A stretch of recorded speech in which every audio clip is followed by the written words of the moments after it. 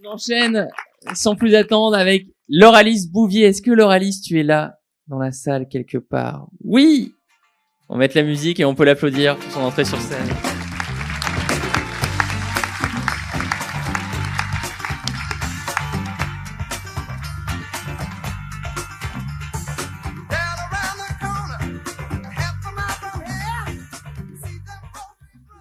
Alors, une autre ambiance, une autre énergie avec Laure-Alice. Bienvenue, je suis ravi de t'avoir avec moi. Merci beaucoup. On s'est rencontrés. Il marche le micro? Je sais pas. Ouais. Ouais, ça marche. Très bien. On s'est rencontrés il y a quoi? 1 mois et demi, 2 mois? Ouais, 1 mois et demi, je crois. Par l'intermédiaire d'une élève Live Mentor qui est au premier rang, qui s'appelle Laura. Laura est consultante en communication spécialisée dans les professions libérales et donc elle connaît très bien le monde des avocats et elle m'a dit, il y a une fille, il faut que tu la rencontres, elle s'appelle Laure-Alice Bouvier, c'est un truc de dingue ce qu'elle fait. Bon, ok, je vais sur Internet, je tape Laure-Alice Bouvier et là, sur la première page de résultats Google, je vois un premier résultat, je suis avocate avec un profil très très sérieux, plein de publications, également une activité d'enseignement. Mais je vois aussi un compte Instagram avec des photos de fitness et 140 000 abonnés. Et donc je me dis, ok, c'est une deuxième partie. Et en creusant encore, je découvre des choses sur la physique quantique. Et ça a été ça, ma première rencontre avec Laure-Alice, à savoir quelqu'un qui a plein de projets différents depuis plusieurs années, qui est, je pense, hyperactive, vraiment. Et j'aimerais que tu nous fasses vraiment un étendu de ce que tu fais au quotidien. Là, je suis très content qu'on fasse la conférence le vendredi. Ma première question pour toi va être, qu'est-ce que tu as fait depuis lundi? Je veux tout savoir. Non, parce qu'à chaque fois qu'on se voit, elle me fait le coup pareil. Mais je sais pas ce que je fais la semaine prochaine et tout. Qu'est-ce que tu as fait cette semaine? Alors, j'ai fait beaucoup de choses. Déjà, avant de commencer, je voudrais te remercier, Alexandre, Merci. et remercier toute l'équipe de Live Mentor de m'inviter à ce très bel événement. Je suis vraiment très heureuse d'être là. Je suis très proche des entrepreneurs parce que je suis moi-même entrepreneur. J'aurai l'occasion de vous l'expliquer. Et puis, je travaille avec beaucoup d'entrepreneurs, donc c'est vraiment un honneur. Le micro marche pas? Il marche pas très bien, ouais. Ah si, c'est bon. C'est moi qui sais pas l'utiliser. Donc, je suis vraiment très, très heureuse et très honorée d'être là. Donc, merci beaucoup de m'inviter. Alors, ce que j'ai fait depuis lundi, je fais beaucoup de choses très diverses. Alors déjà, pour me présenter un petit peu, Alexandre vous l'a déjà expliqué, je suis avocate au barreau de Paris, je suis docteur en droit et j'ai créé mon cabinet il y a déjà quelques temps. À côté de ça, je donne également des cours en université, en école de commerce et puis dans des formations privées depuis maintenant plus de 10 ans.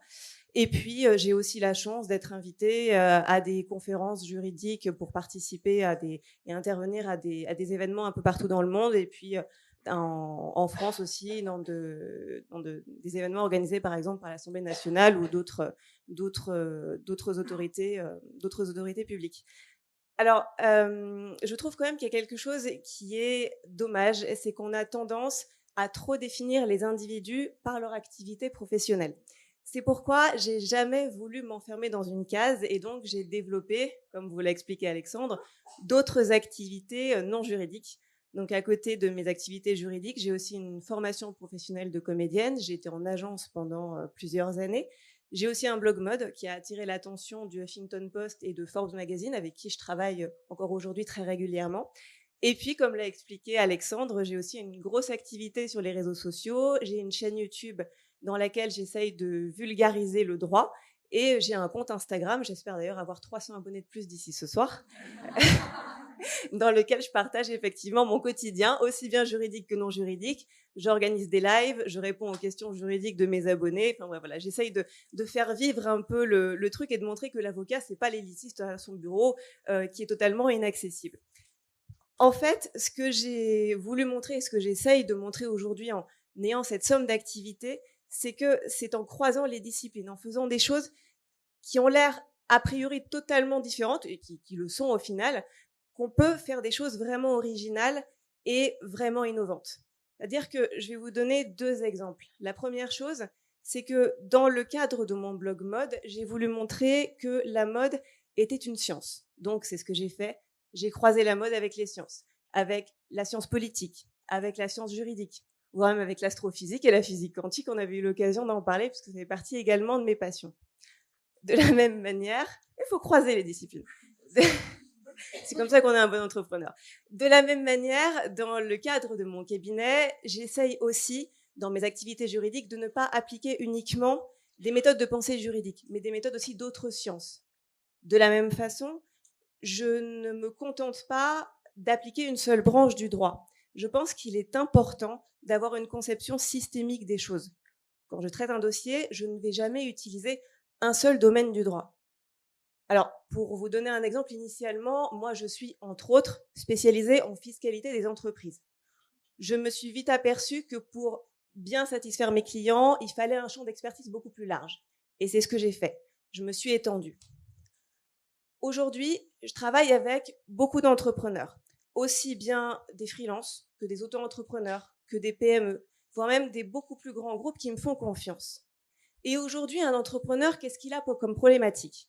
Alors, il a certes des problématiques fiscales, optimisation fiscale quand ça se passe bien, contrôle fiscal quand ça se passe moins bien.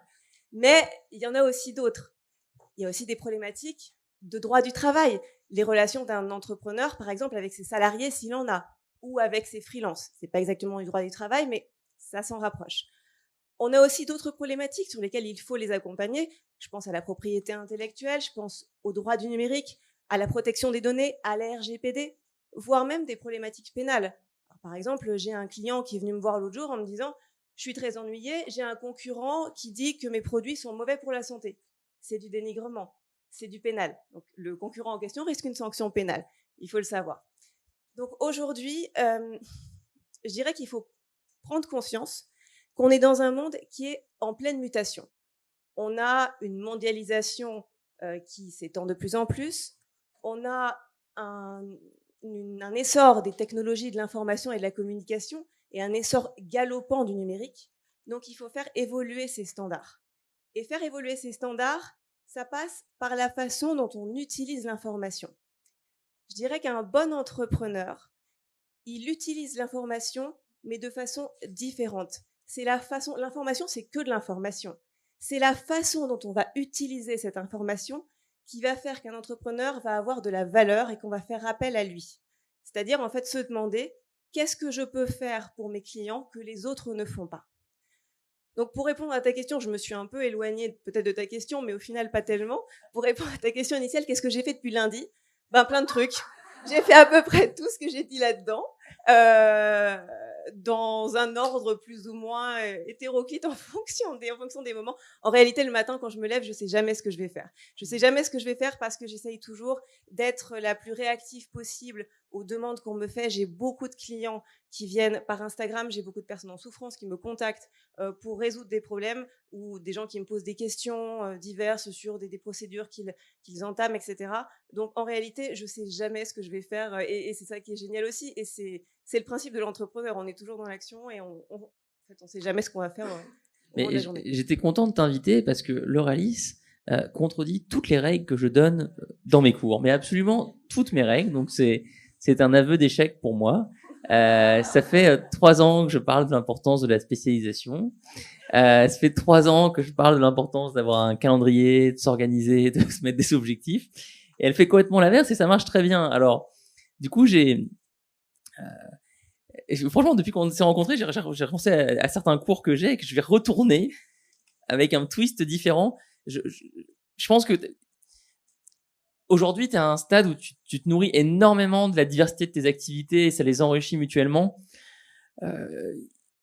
Mais je sais aussi de notre première rencontre que tu as commencé en étant vraiment une énorme bûche de travail sur le droit et tu t'es créé quand même cette expertise. Tu as beaucoup plus bossé, je pense, que la plupart des avocats. À quel moment tu as commencé à créer du contenu sur Internet? À quel moment tu as commencé à prendre ce que tu voyais dans les livres et à le diffuser à une audience beaucoup plus large? Alors, en fait, j'ai déjà commencé à sortir un petit peu des clous pendant mon doctorat, où j'avais, entre guillemets, un peu plus de temps, parce qu'on n'a pas beaucoup plus de temps pendant son doctorat, mais disons qu'on n'a pas d'emploi du temps qui nous est affecté. Donc, à partir de ce moment-là, j'ai voulu créer quelque chose. J'écrivais ma thèse sur la confection de la loi et j'en avais marre d'écrire toute la journée dessus. Donc, c'est là que j'ai lancé mon blog. Au final, il a beaucoup, ça a commencé à beaucoup plaire dès le départ parce que j'ai essayé d'apporter quelque chose qui était un petit peu nouveau.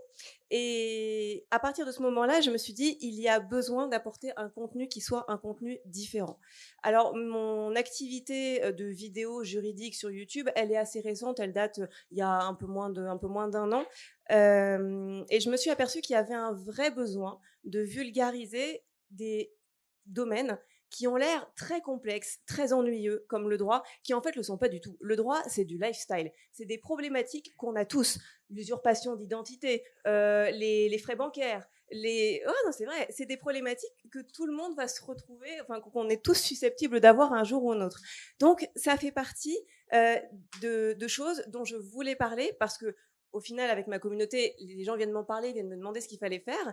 Et je me suis aperçue que la plupart des individus avaient peur d'aller voir les avocats. Avaient peur d'aller voir un avocat parce qu'ils disaient, bon, ça va être quelqu'un derrière son bureau qui va me juger, qui va me prendre 500 € juste pour me dire, je vais examiner votre dossier. Bon, voilà, c'est difficile d'accès. Un avocat dans la croyance publique. Et c'est quoi les sujets qu'on te pose le plus souvent? C'est l'usurpation d'identité, c'est quoi? J'ai tout, j'ai absolument tout. J'ai aussi des personnes en grande souffrance qui viennent me voir. Il y a pas longtemps, j'ai fait un live sur le harcèlement, notamment le harcèlement pour les femmes, aussi bien le harcèlement sur Internet que le harcèlement dans la rue, mais particulièrement le harcèlement sur les réseaux sociaux et sur les plateformes numériques.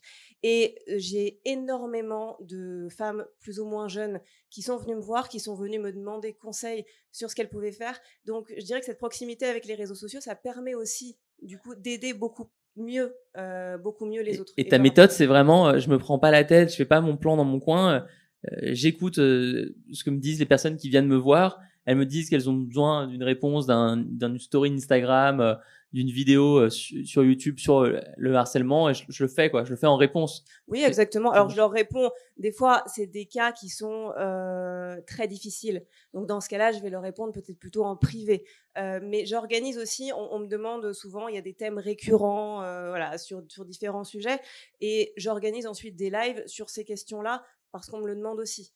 Et ça permet d'engager aussi un débat. C'est aussi important de voir comment les personnes envisagent aussi les choses et comment est-ce qu'ils comprennent aussi les textes et la façon dont ils peuvent se protéger.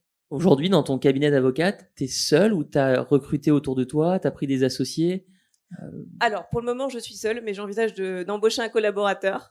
Ouais. Donc, voilà, s'il y a des avocats dans la salle. Parce que honnêtement, je sais que son compte est quand même vraiment très très actif. Je suppose que tu peux pas prendre toutes les demandes que tu as en ce moment. Non, j'en ai. J'essaye en réalité, j'ai pas d'horaire. C'est-à-dire que je travaille aussi bien le week-end et mes clients le savent.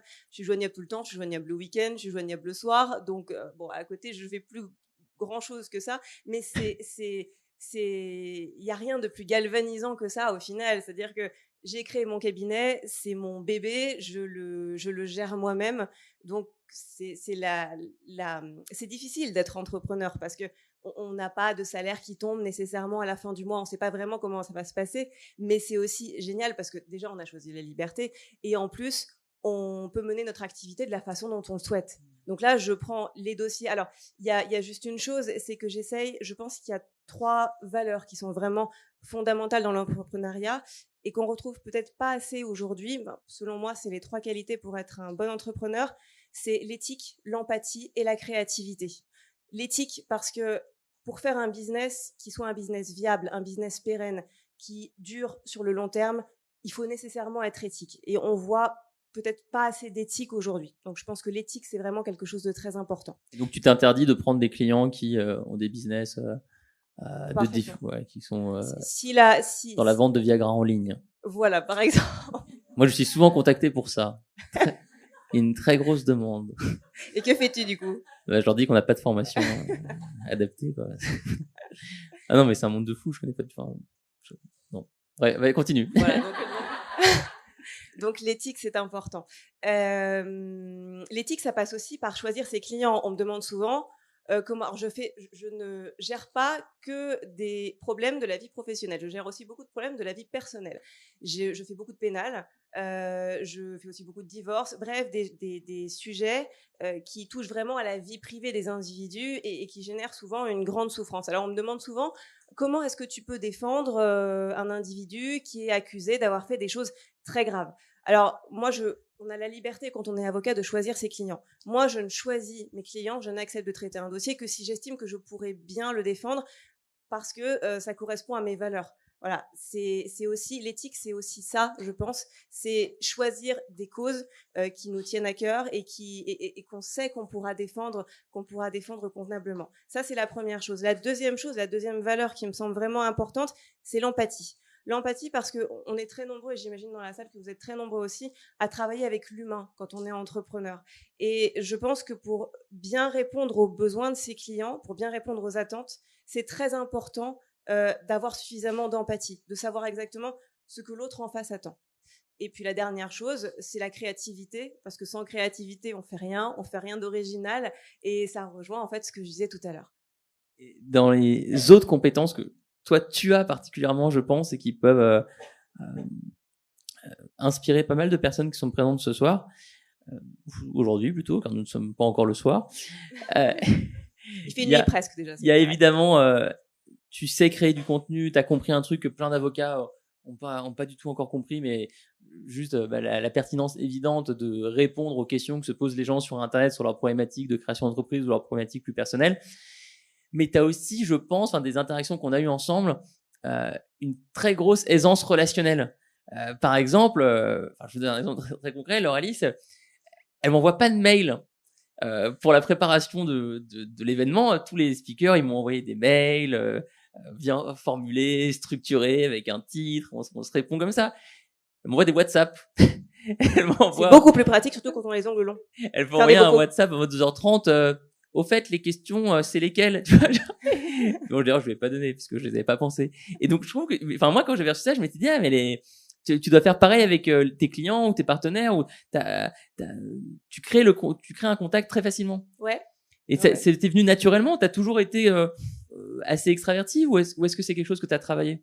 Non, j'ai toujours été comme ça. Après, je pense aussi que quand on enseigne, l'enseignement, le contact avec les étudiants, que j'ai eu quand même très jeune, puisque j'ai commencé à enseigner, j'avais 21 ans, ça aide énormément. Ça aide énormément, et ça aide énormément, je pense, pour développer ces qualités d'empathie, d'écoute des autres, et puis d'aisance avec les autres aussi, hein, parce que on a souvent peur des autres, et au final, on est tous là aussi pour s'entraider quand on travaille ensemble. Donc je pense que c'est aussi dû à ça. Merci beaucoup, Laure-Alice, d'avoir été avec nous.